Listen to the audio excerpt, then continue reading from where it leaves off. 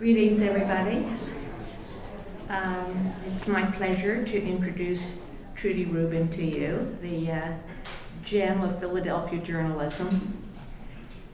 Trudy, as you know, is a long-time foreign affairs columnist for the Philadelphia Inquirer, having started her career there in 1983.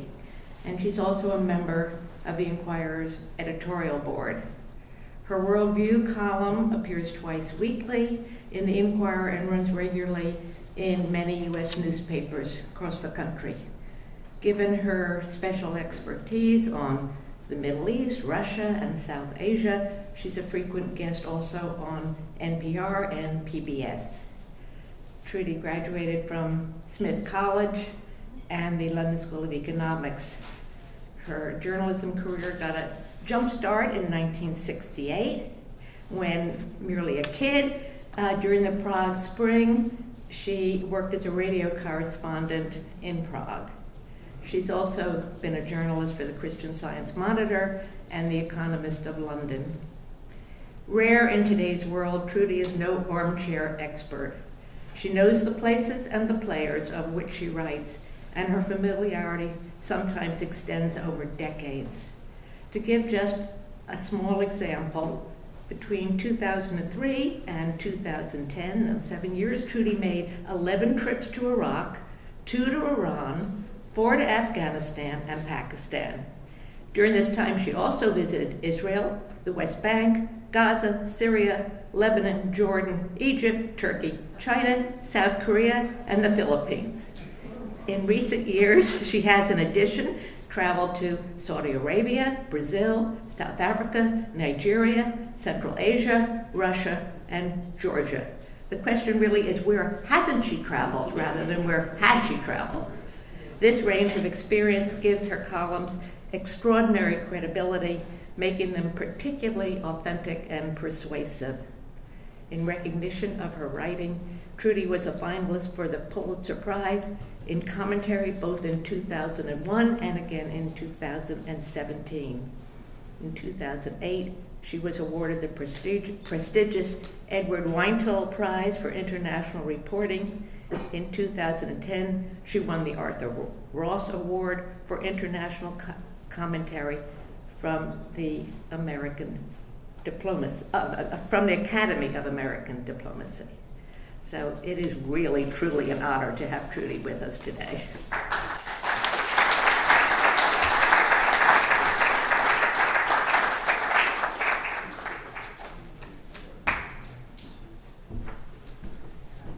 Now, the main question is, can you see me over this thing? Often when I have high podiums, I stand on a book or something, but I don't see anything here, so as long as you can see me. And I'm just fishing for a pen because the weird thing is that even though I don't use a pen when I'm speaking, I feel uncomfortable if I don't have a pen in my hand.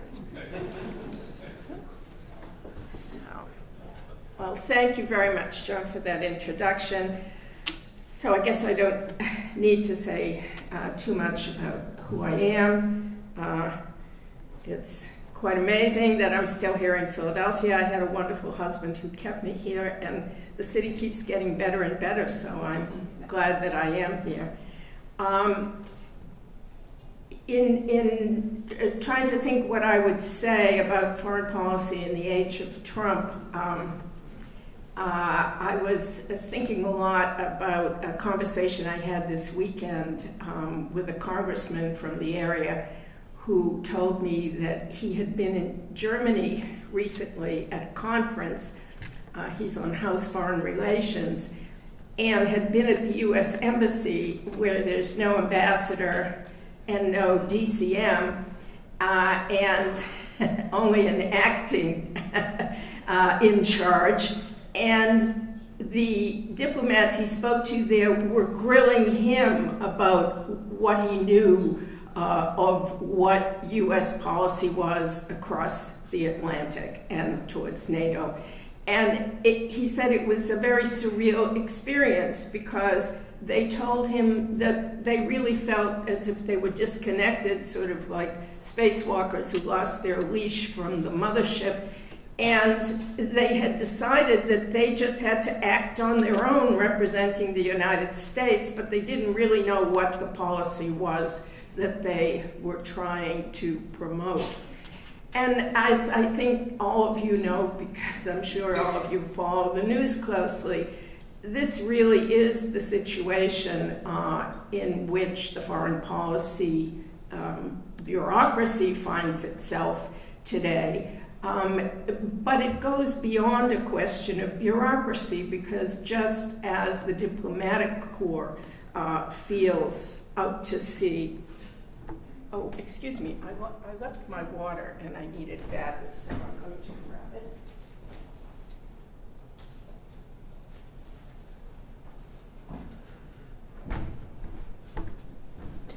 Just as the U.S. diplomatic corps feels at a loss, so do foreign diplomats. I have this conversation often in Washington, and so do foreign governments. I was at the Chinese embassy a few months ago, not too long after Trump took office, and mid-level officials there were saying to me, well, our ambassador is wondering, who should he talk to? We think it is Mr. Kushner. Now, I don't think that avenue has the cachet that it once had, but it was symptomatic of the fact that embassies were and still are grappling with the big question of whom they should contact, they should be in contact with in Washington, since it is so clear that Secretary of State Tillerson is basically on his way out sooner rather than later, that he doesn't have the president's ear, and that he is not the man to talk to. And if not Tillerson, or better still, in the normal course of events, the next layer down and the Assistant Secretary of State's under him, key positions not being filled with permanent Assistant Secretaries, then who do they talk to? And who do they talk to in the White House? Because that person that they think they might want to talk to might not be there a couple of months from now. So I think one has to ask both, is there a foreign policy operation under President Trump? And really, is there a foreign policy? The president's on his way on a historic trip to Asia. There is a really serious prospect that there could be a war with North Korea. He's going to be meeting President Xi Jinping and President Putin on this trip. And it is extremely unclear whether there's any coherent policy outlook that he has adopted, other than the fact that he knows it all and he is the foreign policy. Senator Corker called foreign policy making in the White House a reality show. I think it's something else. I think truly the only book you can read to understand President Trump's idea of foreign policy making, and many of you have probably figured this out, is The Art of the Deal. No question about it. And actually, there was an extremely interesting interview that Trump did last month in Forbes magazine, in which his language comes straight out of The Art of the Deal and how he describes foreign policy making. I'll come back to it, but I highly recommend it. It was, I think, October 10th, Forbes by Randall Lane, and you read it and weep. Let me just talk about the bureaucracy angle first a little bit more. Right now, Trump is on his way. I think he's already reached Korea. I may be wrong, but he will be there soon if he hasn't. And he does not have our Secretary Tillerson, who's with him, does not have permanent assistant secretary for for East Asia. Susan Thornton, who Tillerson in this case wants, cannot get confirmed because the Trump people want someone political who is not a professional diplomat. So Thornton, who is admired by everyone, including Tillerson, cannot get confirmation. She's only acting. There is no confirmed secretary for Middle East, Near East. Right now, the person in that job, David Satterfield, was pulled back from retirement. He agreed to take it for a year. Before him, Stu Jones, who was ambassador to Iraq previously, was the acting assistant secretary, terrific, knowledgeable, proactive. His name couldn't even get put up for nomination. And so he retired, as are many of the best diplomats in the Foreign Service doing now. As you know well, the president said of Secretary Tillerson that he was wasting his time in trying to work on diplomacy with North Korea, in trying to arrange some direct dialogue.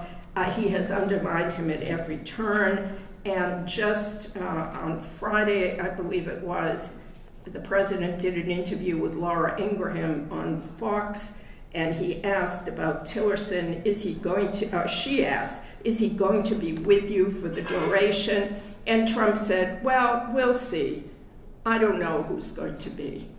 So clearly, Tillerson is a lame duck. It's actually quite humiliating. And in addition, Ingraham asked him about all the vacancies at the State Department, and he said, so we don't need all the people that they want. Don't forget, I'm a businessman, and I tell my people, when you don't need to fill slots, don't fill them. And we have some people that I'm not happy with there. And then she asks him, but assistant secretaries of states, you're not getting rid of those positions, are you? And Trump says, let me tell you, the one that matters is me. I'm the only one that matters because when it comes to it, that's what the policy is going to be. So I think it has become very clear that the president has a view of foreign policy making that comes from his days of running a real estate business. It's me and the guy I'm making the deal with, and in this case, it's a one-on-one situation in his mind. You don't need the staffing, you don't need the Sherpas, you don't need the people who implement the policy if you have one that you set out. It's simply between me and between me and Vlad, and he thinks he can get the better deal. It all sounds very amusing at some level, except when one stops to realize that this is the foreign policy of the United States, and in essence, the whole structure of foreign policy making has broken down. Now, let me then move on to, is there any foreign policy beyond the art of the deal?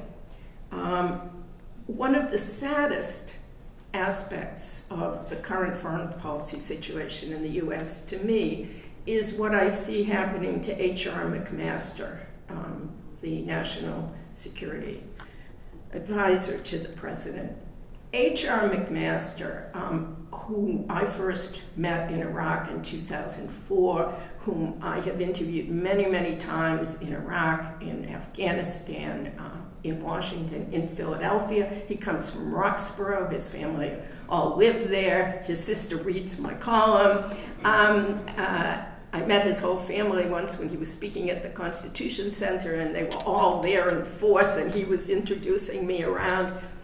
He is a terrific person. He is an honorable person. I'm sure you all know that he wrote a book, Dereliction of Duty, in which the thesis was that senior officers in Vietnam did not speak truth to power, to their top commanders, to the civilian echelons.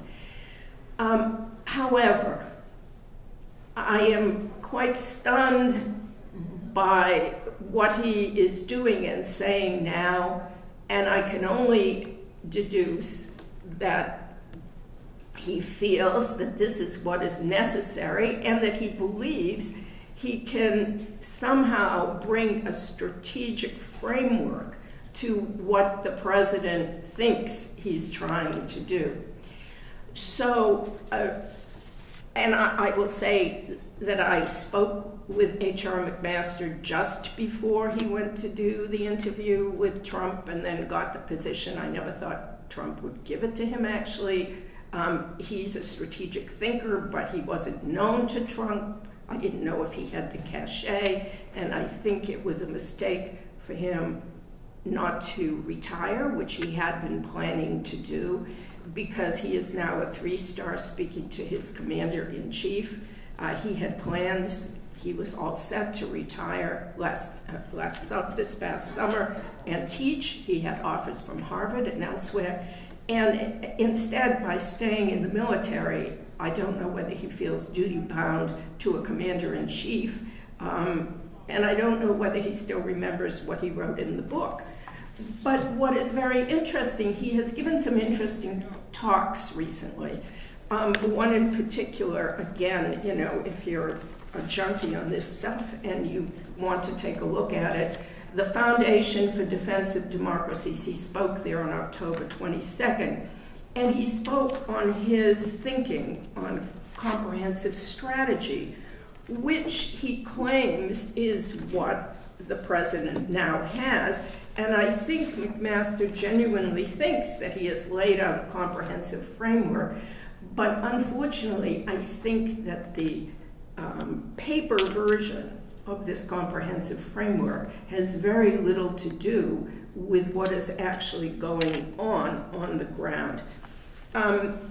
You know, HR talks about a strategy that uses the full range of American resources, from military to diplomatic, he says, diplomatic, informational, military, economic, law enforcement, intelligence, in an integrated way. He said that is first-order principles for President Trump's national security strategy. Integrated, remember that word. And then keep in your mind that the Secretary of State is humiliated and denigrated at every stop, and that there actually is no functioning State Department to speak of at this time.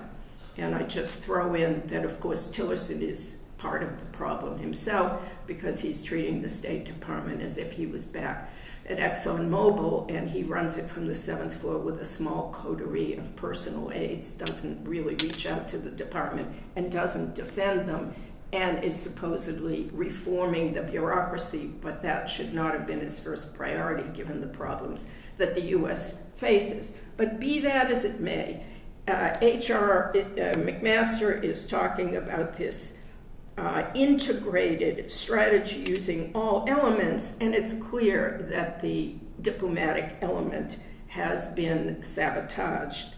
Now, if you look at the effort to have a comprehensive strategy, in this speech, he says the president's new strategy towards Iran is a good example.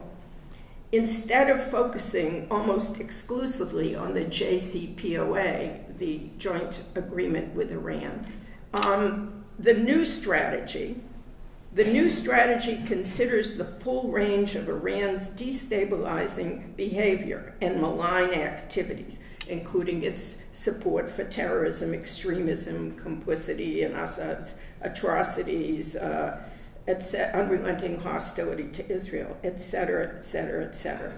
As the president made clear in his speech on October 13th, our strategy integrates all elements of national power, is oriented on neutralizing the government of Iran's destabilizing influence, constraining its aggression, particularly its support for terrorism and militants.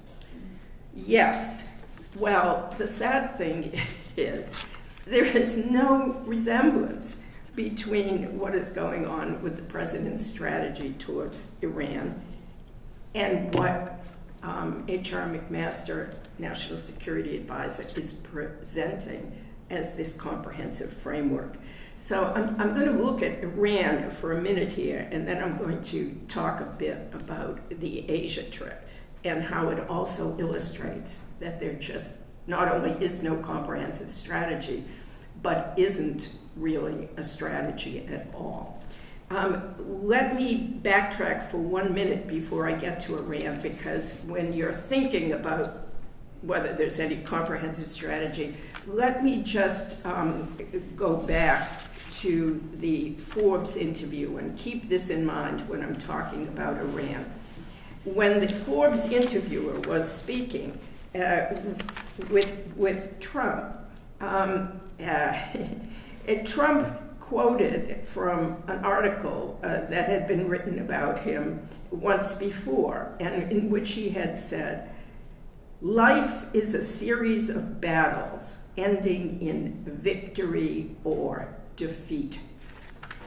And that basically is the way that the president is looking at diplomacy and his strategy abroad.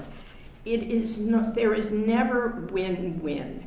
There is only win and lose. So therefore, every specific foreign policy element, whether it's North Korea, whether it's Iran, is looked on as a battle in which you're dealing with a real estate opponent. You don't need the staff. You're sitting in a room, and I win, which means you have to lose. And that is, moreover, the president's attitude towards deals is similar. The president told the interviewer, if it doesn't work out with a country, you give them a 30-day notice, and you either renegotiate or not. He said, I happen to think that NAFTA will have to be terminated. Otherwise, I believe you can't negotiate a good deal. So his idea is, if you don't have a deal you like, you junk it. And when you're negotiating a deal, you've got to win, which means the other guy has to lose. This is not a win-win approach to deal making. You don't connect the dots between one deal and another. You don't connect the dots between breaking a past deal and whether someone is likely to negotiate with you a future deal. It's art of the deal. I win, you lose, and if I don't like the deal, I can break it in 30 days. So let's go back to Iran. H.R. McMaster said that the Iran deal should not be the centerpiece of policy, but in a funny way, the president has made it the centerpiece again. With Obama, to be honest, the focus was too exclusively on the nuclear deal. One can understand why. There was an imperative. Iran was on the verge of breakout capacity, the ability to make a bomb. They were 2 months, in theory, 2 months away from having breakout capacity. So Obama was obsessed with that. And the regional behavior of Iran, there was wishful thinking that if the nuclear deal were concluded, it would be a prelude to better relations, possibly with Iran, and possibly cooperation in the region. That was a false hope, but the focus was on the deal. They got a deal. Maybe it might have been a better deal, but the deal did push back the nuclear program to where breakout now couldn't happen probably for a year. Most of the nuclear material was sent out of the country. And the centrifuges stopped spinning, they were taken apart, the plutonium reactor, the core cement was poured in. The program was basically frozen, and we all know that in 10 to 15 years, some of the program legally will come back, but there are intensive inspections, not perfect at all, but more intrusive than anything there was before. The president essentially doesn't like that deal because he thinks we got robbed. And so when McMaster was asked if Congress doesn't fix the deal, if the Europeans don't help fix the deal, would the president terminate the deal? And McMaster said, absolutely. So in a sense, the president has gone back to making this the centerpiece. And what he is ready to do, if Iran does not agree to new terms for the deal, in essence, junk key premises of what's in the deal now and agree to new terms, then Iran will be declared the violator, even though this isn't actually true, and the president will junk the deal. If anyone wants to hear more details about this, I'm happy to go into it during questions. The president has kicked the decision temporarily back to Congress and given Congress 60 days, which are rapidly running out, to come up with a new framework. And what Congress has come up with is a framework which will require Iran basically to, if Iran, when certain provisions of the deal run out, doesn't unilaterally agree to extend them, then according to Congress, sanctions can all be reimposed. That is not what the deal says. And what the Europeans are eager to do, what President Macron of France has led the way in proposing, is to have a unified position with the United States in trying to get a follow-on accord, which would extend the deal, which would address some of the issues on inspections that are worrisome.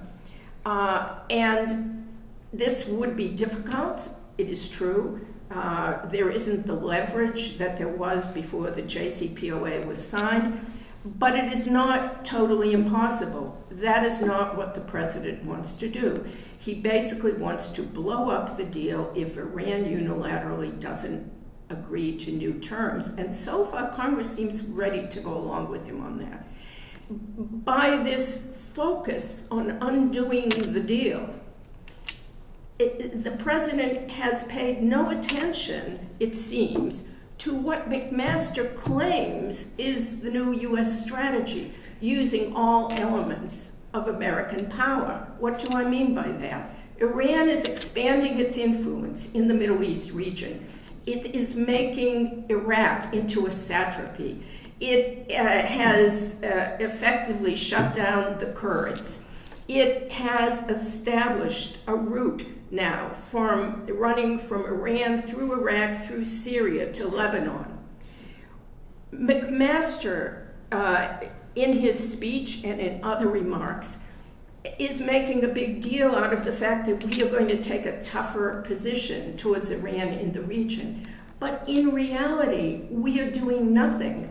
Policy is frozen on Iranian behavior in the region because we're not paying attention, because we don't have the diplomats in place out there, because we don't have the diplomats in place in Washington.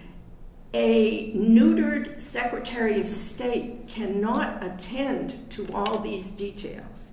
The president is focused on getting the deal fixed, and the rest of it is going to hang. For example, if we had had diplomats in place, if Stu Jones had been Assistant Secretary for Near East, if Tillerson had not been A, cut off at the knees, and B, I blame him for this, a person whose focus is on the Gulf, where he knows the princes, but knows nothing about Iraq and Syria and hasn't paid attention there either. We would have been working the issue on the Kurds and Baghdad in a totally different way. It would, the U.S. in the years when we were paying attention in Iraq was the negotiator between Baghdad and Erbil. We resolved many disputes which could have exploded. I was in Iraq and in Erbil in March. I was there a year ago in March. I interviewed Masoud Barzani. I interviewed Prime Minister Netchavan Barzani, who is now taking over now that the President Masoud has resigned. What they wanted was to negotiate a deal in Baghdad where basically you could have had a confederation. They understood the difficulties of full independence. But for months, for years, constitutional provisions in Iraq, which were supposed to facilitate those negotiations, were ignored by Baghdad. I can go into details about this also, but basically, Kirkuk, which if you follow the Iraq story, the government took back Kirkuk from the Kurds. In the Constitution, Article 140 in the Iraqi Constitution says there's supposed to be a referendum by 2007 to decide the fate of Kirkuk, where its own people would vote. Never happened. Negotiations frozen. So if the U.S. had been paying attention, Obama wasn't, but this was the administration that was going to come in and try to block Iran from expanding its influence. It would have been bird-dogging negotiations between the Kurds and Baghdad. It would have been intensely focused on, with a plan ready to go, about what to do with Sunnis who were liberated in Mosul. It would have a plan for Syria, which it has none. Even after giving this sort of blowhard plan about broad strategy, McMaster, when asked about Syria, basically admits that we have no plan. So there is an enormous amount of bluster about comprehensive strategy, but actually the Middle East is receding from America. America is pulling back from the Middle East, and into the vacuum is rushing Iran and Russia. And people no longer take us seriously over there. In Syria, we have just liberated Raqqa. Our allies, the Syrian Kurds fighting on the ground, and U.S. special forces with them, and air power. Several months ago, after Trump was first elected, there was a lot of talk about, trying to come up with a plan and leverage it so that Russia would come in with us on some kind of a deal that would push Iran out. It was a lot of hot air, but there was at least some thinking. It's all gone by the boards. Right now, what you have is Russia assisting Syrian forces moving up in eastern Syria, taking over territory that 6 months ago the Americans said it was impermissible for them to take over, linking up Iranian-backed militias on the Syrian side with Iranian-backed militias on the Iraqi side, opening a land corridor where they can funnel weapons to Hezbollah. And yet the U.S. says they're trying to help Israel curb Hezbollah, and they're trying to block Iran's penetration of Syria and Iraq. So it is smoke and mirrors. The president is fixed on undoing a deal, and if he undoes the nuclear deal, you are going to have a situation in the Middle East where Iran is not only preeminent on the ground, but it can rush to build a nuclear weapon at any time it wants if the deal is abrogated. And that seems to be where the president is headed. swing around to Asia, because in a sense we're going down the same path. The president has boxed himself into the same kind of binary options in North Korea, with North Korea, that he has with Iran. You know, on Iran, it's either the Ayatollahs accept my way or the deal goes down the drain. In Iraq, it is denuclearization or nothing. Now, North Korea, unlike Iran, is already a nuclear power. And Kim Jong-un has made clear that he is not going to roll back his nuclear program. In fact, what he has made clear, and his officials say publicly, is they won't even come to the negotiating table until they have perfected an intercontinental, ballistic missile. You know, and then they'll come to the negotiating table. But even then, it's clear that what Kim wants is recognition as a nuclear power.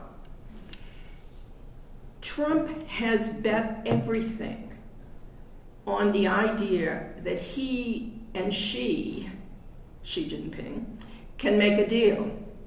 Now, in this case, it's that he and Xi Jinping will make a deal in which Pyongyang loses. He is betting on the wrong horse. He believes in his magnetic powers of deal-making, and he is backing himself and the United States, not to mention South Korea, which will take the bulk of the casualties, into a situation where China will not and probably cannot squeeze Xi Jinping sufficiently for him to roll back his nuclear program. Conceivably, it might be possible to get them to freeze their testing and the program, although one would have to operate on the basis that they would cheat, but there would have to be intrusive inspections, as much as you can get. But rollback, no.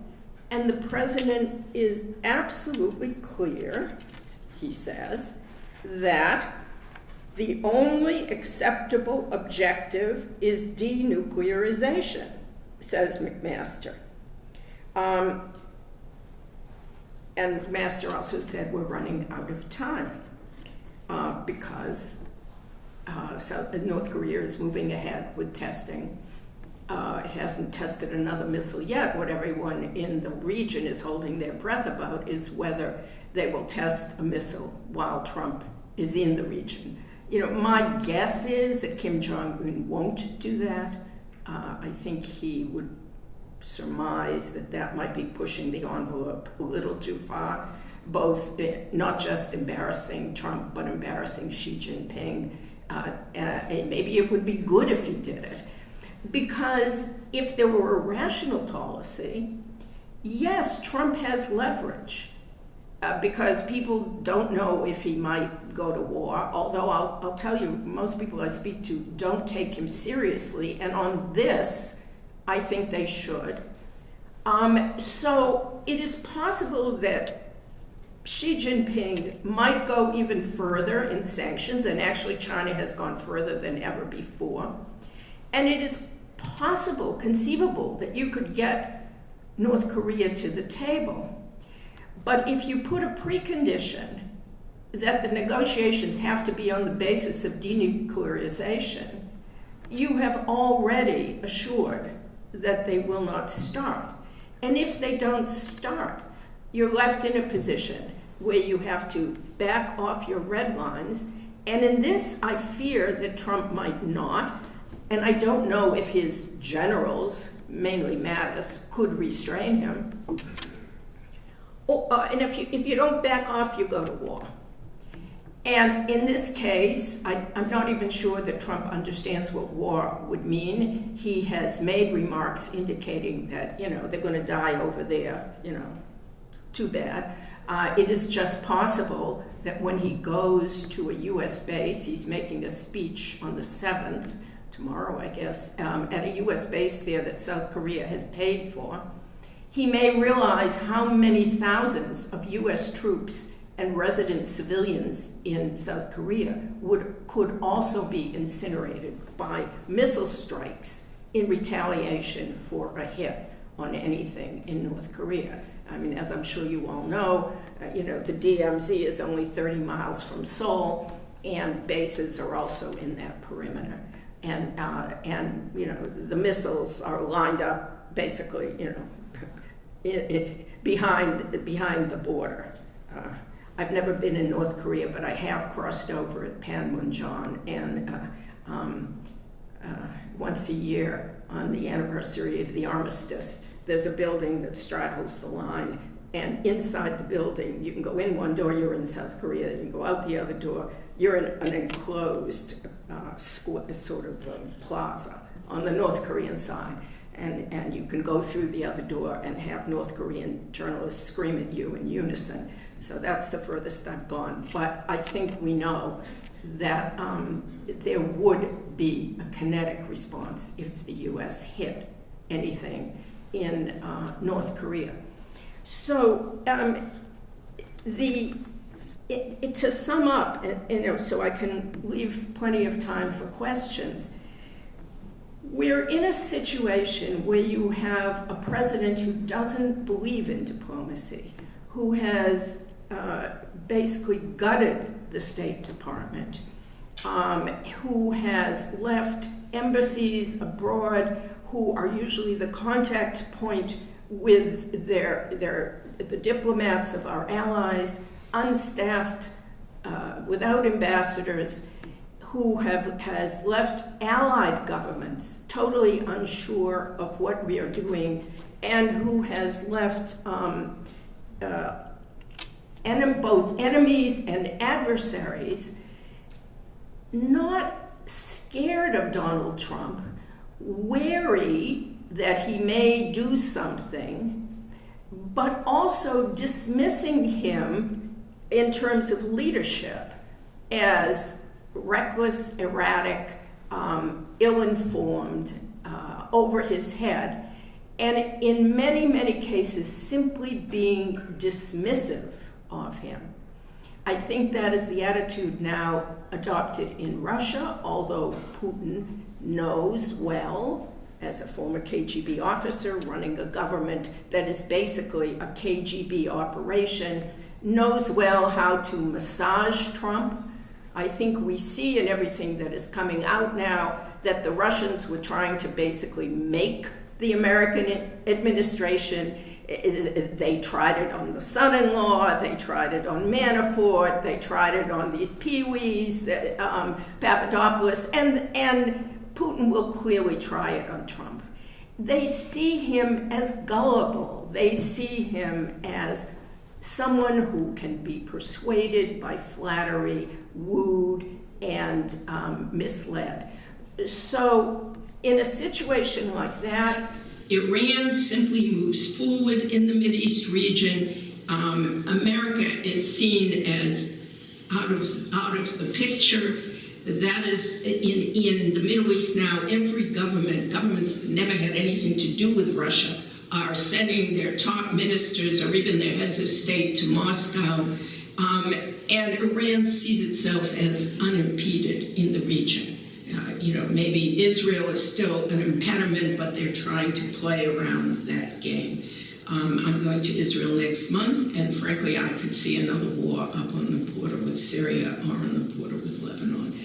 So dismissive, laughing stock towards seeing the president as a laughing stock, and certainly not seeing a coherent strategy. America first is seen as Trump first, without cognition and without appreciation for the interconnected dynamics of a multilateral world. You see a president who overrates personal relationships. It's not that they are unimportant, but that he is not smart enough and well briefed enough. If it is in China's interest, if it is in Russia's interest to cooperate, they will cooperate. And there may be some cases. Russia now has tens of thousands of North Korean workers working inside the country. When the UN resolution on sanctions was passed recently with Russian and Chinese vote, Russia pushed back at sending them home. They only agreed not to allow new workers to enter. So maybe there is some give there with Russia. Maybe she will throw out a few deals with these businessmen that are coming to Beijing, might make a couple of little promises to actually enforce the new sanctions that have been applied on the North Korean border. But it isn't the kind of deal making that Trump envisions, because he does not know how to do that. And then the last thing I'll say is that when you have a president who thinks he can make the deal and doesn't need a foreign policy operation, the problem is exacerbated when he has a reckless hand on the Twitter keys. We all know that, but I don't think there is anywhere that it is more dangerous than with North Korea. The North Koreans and Kim Jong-un obviously operate from a paranoid outlook. They're an isolated kingdom. Kim Jong-un doesn't even go to China, doesn't have a good relationship with Beijing. So in this mentality, you have a situation where he could mistake the ratcheting up of military rhetoric as an imminent threat and decide to do some kind of a test, which would then goad President Trump to react in a way that starts a tit-for-tat that leads for something that none of us want. So I don't think Trump understands the mentality is different. I don't think he understands that Putin's mentality is different. This leaves us in a situation that, God knows, I've been doing this for decades, and I've never seen anything like this. It's not that there aren't presidents you disagree with. When I was in Iraq, or so often in the last decade, I wrote constantly about the idiocy of the Bush war, the way it was conducted, the lack of imagination and knowledge going into it. But this is at another level. And so foreign policy in the age of Trump, I think the title of the talk should be Lack of Foreign Policy in the Age of Trump. And none of us knows for sure where this is going to go, but I think nowhere good, and I think we're going to see that fairly quickly in the next few months. I'll stop there and take questions.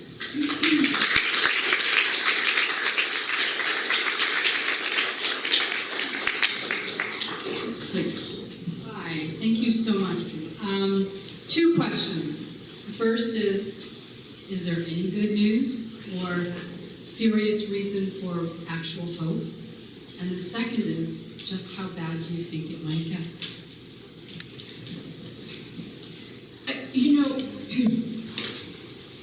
I was reading some comments by Stephen Hadley in the last week, National Security Advisor under George W. Bush, who is a very smart, level-headed man, a moderate Republican. And he was voicing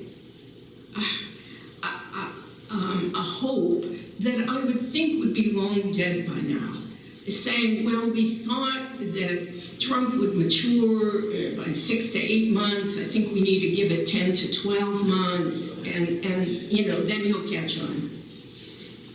To me, the only hope I saw earlier on was that you would have a delegation of, every Republican wise man from Kissinger on down in age, going to the White House, including Senate leaders, blah, blah, blah, and saying, first of all, the Twitter has to stop. And secondly, just saying the State Department can't be destroyed. And thirdly, saying we can't blunder into war like this.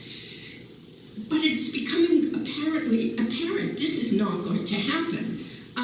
Jeff Flake, Bob Corker, McCain, nobody could have spelled it out more clearly than Senator Corker, saying we're headed towards World War III. Well, it's not going to be World War III in the sense that the U.S. is going to be incinerated, but there may be thousands of dead U.S. servicemen if this war gets going with North Korea. But Corker and Flake, you know, it was talking to the wind. They are being ignored, and moderates in the Senate came up one by one to say, oh, we have to concentrate on the real stuff, tax reform. If this is the way intelligent Republicans, and I don't talk about the Neanderthals in the Senate, are going to deal with a foreign policy reality that could lead to a war that nobody wants, then what can one say? Because I don't see a way of stopping things. I mean, the other possibility, of course, is that Mattis would resign. And now you probably read Tom Friedman's column when he said that Mattis and Kelly and McMaster should, you know, all go in it. Well, sorry, that's already a dead hope. I mean, Kelly is clearly with the program, and McMaster, I think, has convinced himself that he has to stay there to try to impose a coherent strategic framework on the president, which the president will not accept. So it is true, I think Friedman said this, that Mattis is the last general standing without uniform. He retired. But it's not enough.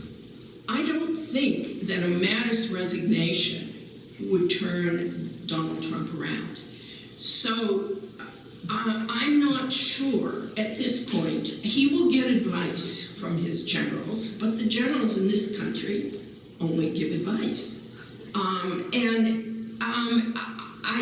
I keep asking myself, what is going to halt this?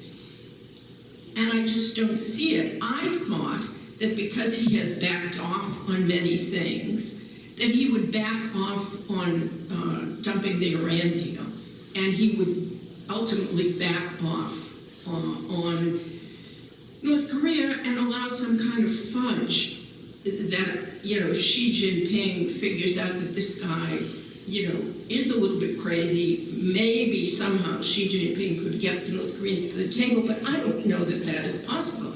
And when I talk to North Korean expert after expert, everyone tells me the same thing. They don't think it's possible unless the way is left open for North Korea to retain some of its nuclear program. This is not an ideal option. But without it, we seem headed in a certain direction. So I don't see any good news. And I guess the worst case scenario I see is some kind of conflict in East Asia, causing a lot of casualties, not ending the regime and not ending their nuclear program. I also am seriously worried about the end of the JCPOA, because I think that could get us back to the situation where we were before the JCPOA, where Israel was on the brink of taking military action, which would have pulled us in and striking Iran. I was very unnerved by the president's speech on Iran when he went on and on about the Iranian people basically encouraging regime change. Sorry, it isn't going to happen, but projecting that message over and over again to Iran, you know, might make them more determined to move ahead with the program if the JCPOA goes down.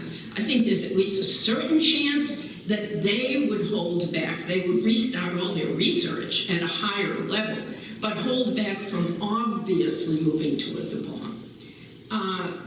But who knows, you know, where this president would take it with the rhetoric, and they might feel they had to respond. Yes. Thank you. This talk is perhaps the most depressing thing I've ever heard. Yeah, it's pretty depressing writing about it. I'm telling you, I'm thinking of going into another profession, teaching at Penn. You know. I have two, I guess, related questions. The first is, I kind of agree with almost everything you said, and I think only if those crowds that Trump appeals to in his rallies, instead of saying, you know, kill the North Koreans, start saying stop this war, and his own base turns against him, may cause a shift, but I don't see that happening either. But I would like to ask you, what would happen, in your opinion, about foreign policy if there was a President Pence in the near future? You know, you all heard the question. It's a very interesting question. I mean, First, I should say, I really don't know. I mean, Pence, as we all know, is not a foreign policy expert. This isn't his area in Congress. Maybe he would pray.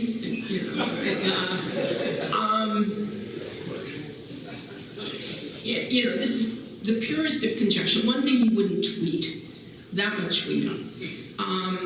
That alone would be a gain. My guess is that, I mean, Trump is a hardline conservative Republican, on the which, fine. He is not a blowhard and an egomaniac. That's two positive things. I think he would be much more cautious. I'm not sure who he would surround himself with, and that would be a really important question, because I don't know whether he would be willing to reach out to some of the more mainstream Republican foreign policy experts who have been totally rebuffed by the Trump administration because they either signed the Never Trump petition or they're on record somewhere as criticizing Trump. I mean, you remember the case of Elliott Abrams, who Tillerson had wanted as his deputy.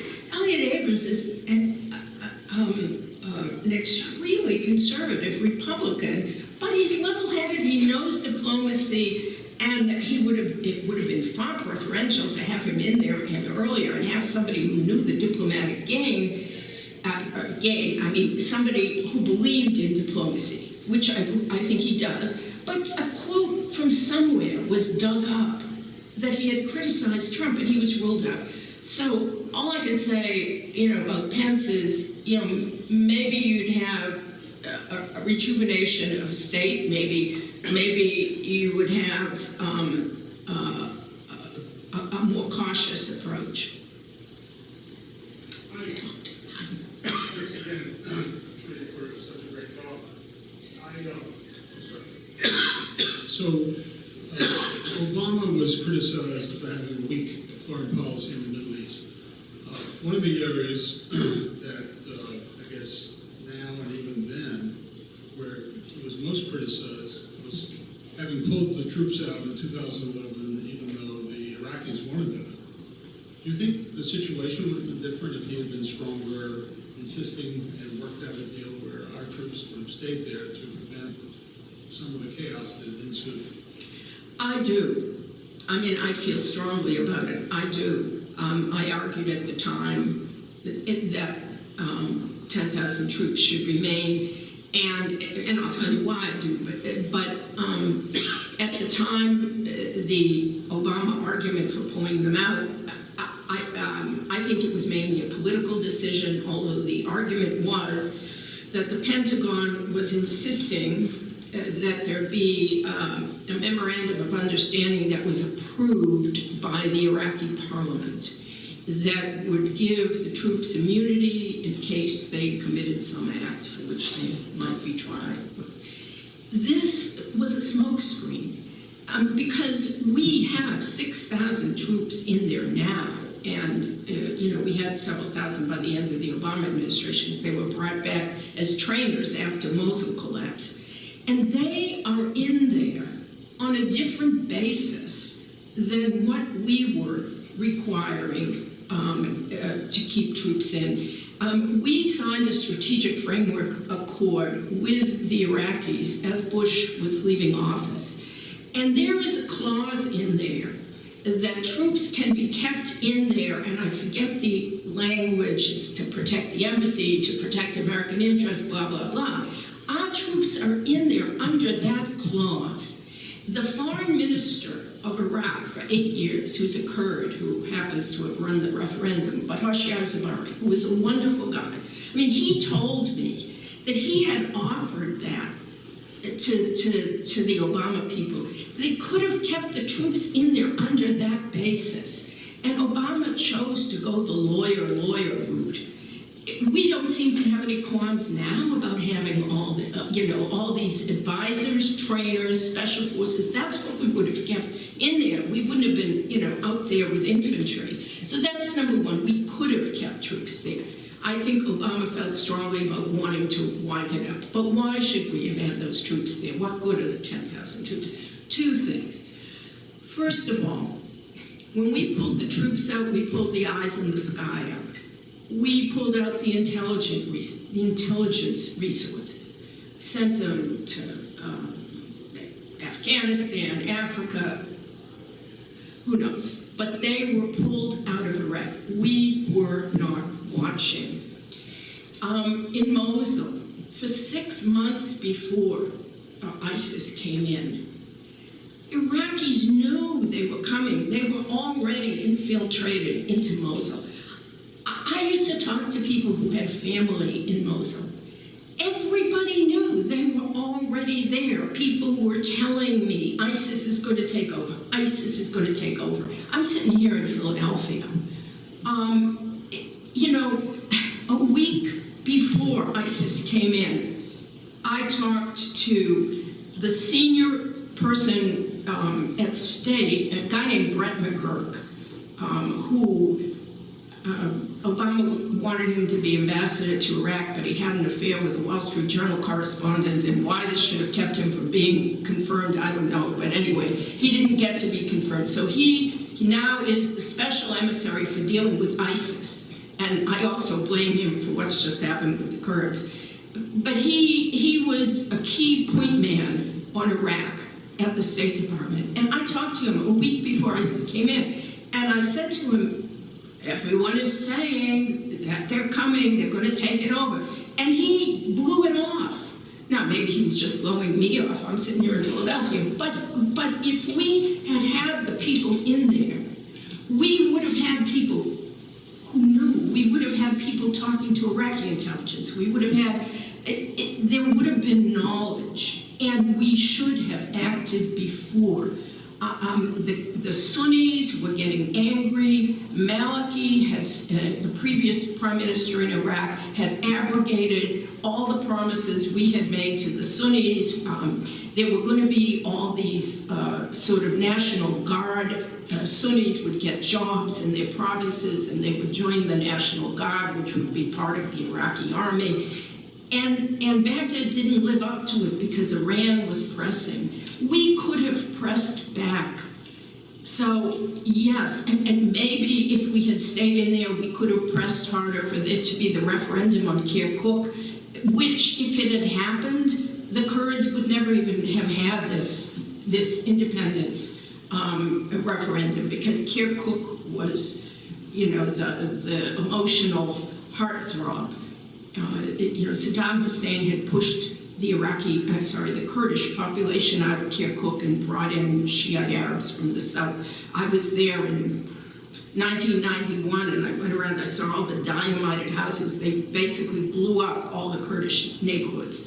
And the Kurds are still bitter, and so when they were fighting ISIS, they pushed them out of a lot of territory, and they took over the territory where they pushed them out, and one of the areas was Kirkuk, and they brought Kurds back in. And if there was a fair referendum, although Kirkuk is multi-ethnic, I think that probably they would have elected to have a special status affiliated with both Kurdistan and Baghdad. You could have worked it out, but Obama dropped the ball. He didn't want to be there, and I think it would have made a tremendous difference, just as I think if the Obama administration had really focused on Syria, we would not be where we are today, which is that Iran and Russia own it.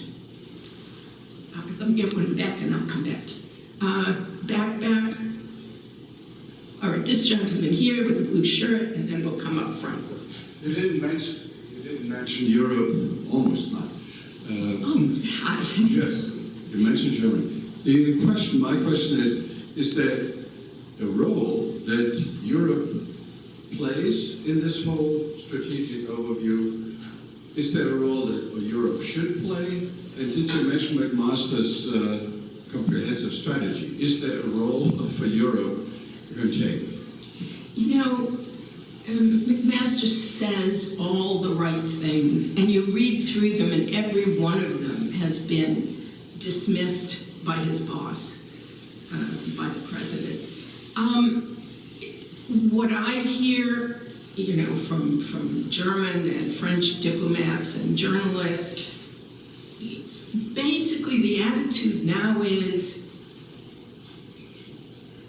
the Americans are out of it. We have to try to, of course the Americans are never out of it, but there's a lot of emotional impetus, which I really do not think is going to be carried out on the ground. But, especially from Macron, you're getting this. To have more of a European defense arm, to put more money into producing weapons, into aligning defense capabilities. I've never believed that that capacity was really going to be sufficient, de-linked from the United States, but I think that's where Germany and France are desperately grasping at, because now Britain is convulsed internally half in, half out of Europe. And the US is convulsed internally with an uncertain president who clearly, no matter what he's occasionally pressed to say by people like McMaster or Mattis, clearly does not like multilateral institutions. And so if you have a president, all of whose instincts are anti-multilateral and who has the illusion that you can live through solely bilateral deals in a multilateral world, it's going to be very, NATO will survive. The Europeans will be constantly talking to us, but I think, at least for the next couple of years, it's going to be much more focused on trying to have a distinctly European security outlook developed. Sir.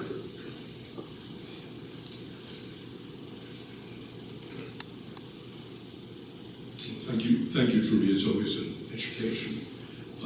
There's a long history of underestimating President Trump, and I worry you're doing the same thing. He does know about deal making, and one thing he surely knows is that if you're a paper tiger, you can't do a deal in this situation. So I wonder if the piece that's missing here is that he fully intends to use the military option, maybe even a nuclear option.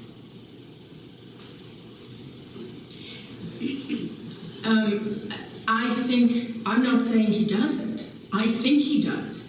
But the question is, still, what is the strategy? I mean, I don't think the United States is going to use a nuclear weapon against Pyongyang. But then, there's been all kinds of game playing at think tanks and so forth. Should it be just a demonstration strike? Should they try to target a missile? But then there's reluctance because, our anti-missile capacity has a question mark over it. So if you try and you miss it, then it makes you look like, us look like a paper tiger. Should you just try to hit one facility? But, the question is, how do you weigh the cost-benefit analysis?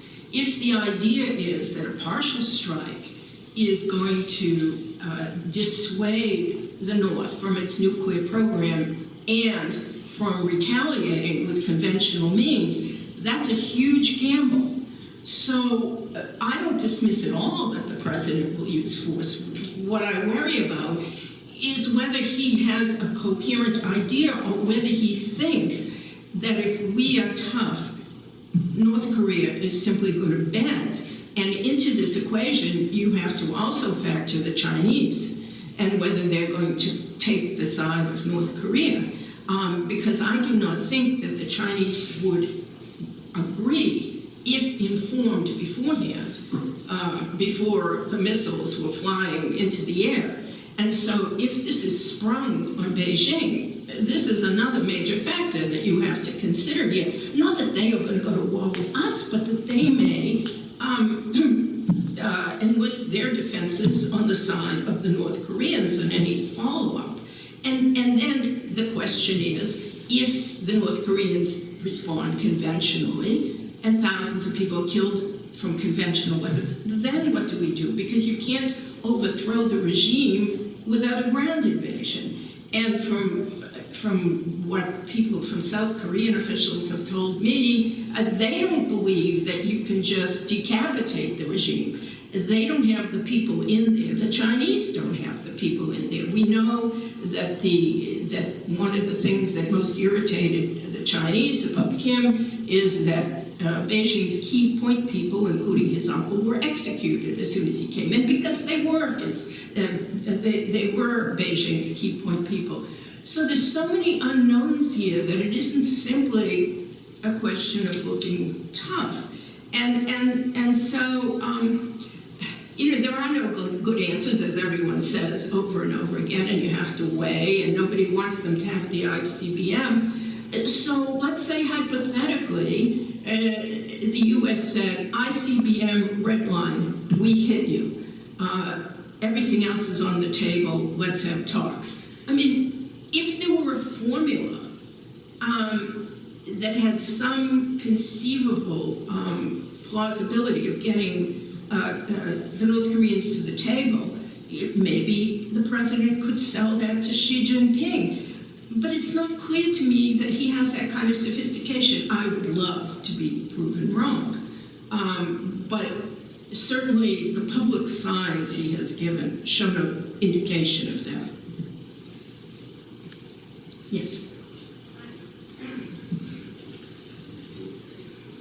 I have two different questions. One is, to shift things a minute, what do you think about the recent arrest of the Saudi princes that we just all heard about, particularly the head man, whose name I don't remember? The truth is, I just wonder all the time, what is Trump's fascination with Russia? Is it strictly a financial matter, personal financial matter for him? Or is there some other goal he's seeking here with his alliance with Russia? On the Saudi princes, I think that Mohammed bin Salman, the crown prince, is just trying to solidify his rule against anyone he thinks is an opponent. I mean, I didn't get into this at all, but I think this is potential catastrophe ahead. And as you all probably know, Jared Kushner is buddy-buddy with Mohammed bin Salman, this crown prince. And, he has gone and reputedly, stayed up till the wee hours schmoozing with him. And the crown prince talks the talk about, wants a more moderate religion, gonna let women drive. Well, the women drive, maybe that'll happen, but there's an expression in Arabic, bokra fil mishmish, which literally means tomorrow with apricots. But what it really means is, let's see it on the ground.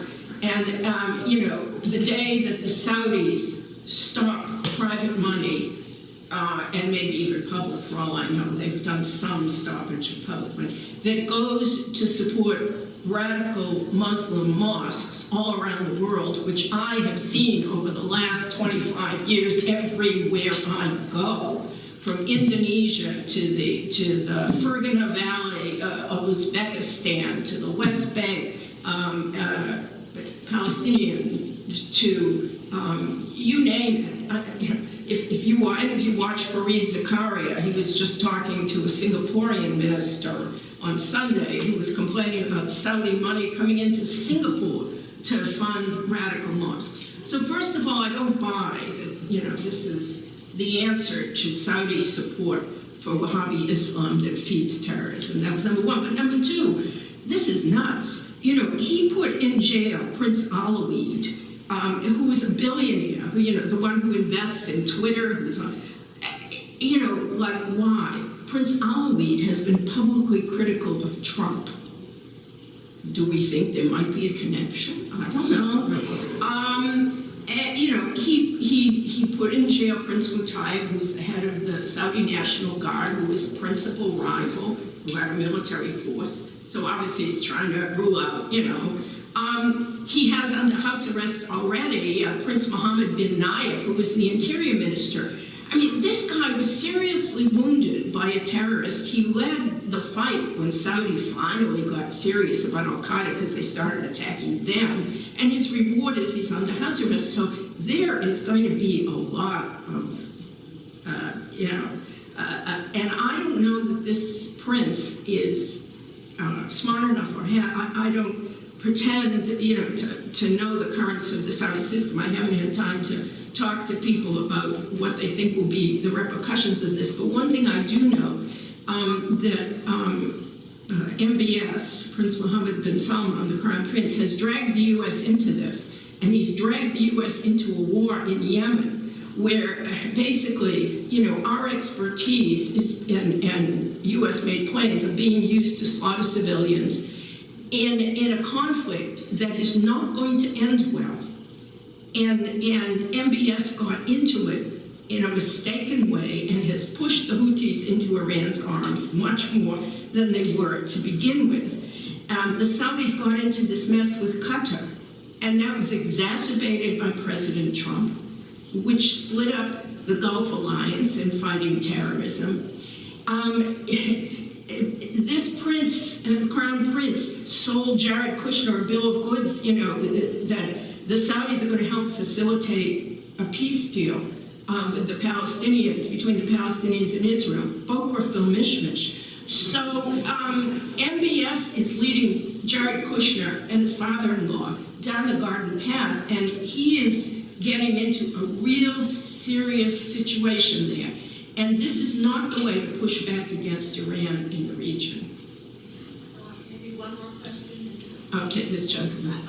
Afghanistan seems to be the most important. What strategy will help us out of it?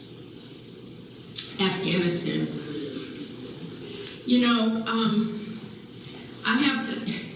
I think about it a lot, and this, one of the problems with writing about foreign policy or lack thereof in the age of Trump is that every day you wake up and the thing that you were meaning to call up a bunch of people about, during the day is already, you got to move on to the next. You simply can't keep up with this, Mishigas. And so I really am at a loss with Afghanistan because I will say that in this case, I think McMaster is trying hard, and he had his boss's ear, and he got into his boss's ear, Pakistan is the problem, Pakistan is the problem, Pakistan is the problem. So Trump, in his speech on Afghanistan, said, Pakistan is the problem. But unfortunately, we've been saying it for decades now, and we can never seem to figure out how to make Pakistan shape up, especially when we need to ship stuff through Pakistan in order to provide arms and supplies for the people we have in there and for the people to whom we are giving supplies in their security forces. If Pakistan were taken out of the equation, I think the Afghans would solve it themselves. And I think it would become a tribal thing, and the Taliban would not be able to take over. But the Pakistanis, with the Trump administration and the current developments in the world, I think feel they're really home free, no matter what they hear from Washington. They are overconfident that they're going to get help from the Chinese if they're ever in trouble, because the Chinese are pouring money from their Belt and Road thing, they're building infrastructure. Of course, they're going to make the Pakistanis pay for it. They're giving cheap loans, and the bill will come due, but right now they think, our brothers in Beijing. And the Chinese have always been close to the Pakistanis, so you hear that. I think the Pakistanis don't take Trump seriously, so they don't think. I mean, look, this couple, and the woman was from Philadelphia area, that were just rescued, the ones who were hostages with all the little kids. I mean, they were being held by the Haqqani network. The people that we have been asking, the Pakistanis, for the last decade to take out. Their headquarters is on Pakistani soil. They send fighters in who blow up Kabul. And we just had this example.